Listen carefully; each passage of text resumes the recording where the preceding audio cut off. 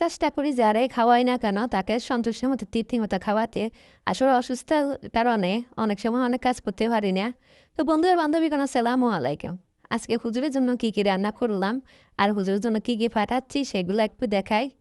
যেহেতু হুজুর সবসময় খাওয়ানো পড়ে না আমাদের এখানে, ধরুন সবার সামাজিক হিসাবে খাওয়াতে খাওয়াতে সবার ঘরে আস্তে আস্তে মানে 1 মাস হয়ে যায়।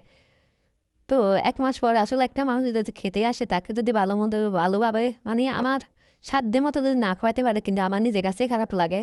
তো এখানে আমি সাদা ভাত রান্না করেছি, মাসকলাই ডাল রান্না করেছি, গরুর মাংস, মুরগির মাংস, আর এখানে হচ্ছে সিম দিয়ে আলু দিয়ে রান্না করলাম, মাছের রসা, ডিম।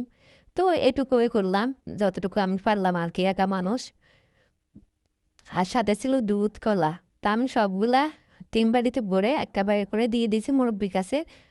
মুরব্বি এখন আমাদের দেওয়ার সময় নিয়ে যাবে। তো এইটুকু হচ্ছে আজকের ভিডিও। কেমন লাগছে অবশ্যই কমেন্ট করে জানাবেন। ভালো লাগলে একটা লাইক দিবেন, কমেন্ট করবেন, আর বেশি বেশি শেয়ার করবেন। আর অবশ্যই আমার ভিডিও দেখে আপনারা একটা লাইক দিবেন আর কমেন্ট করবেন। এটাই একটা অনুরোধ।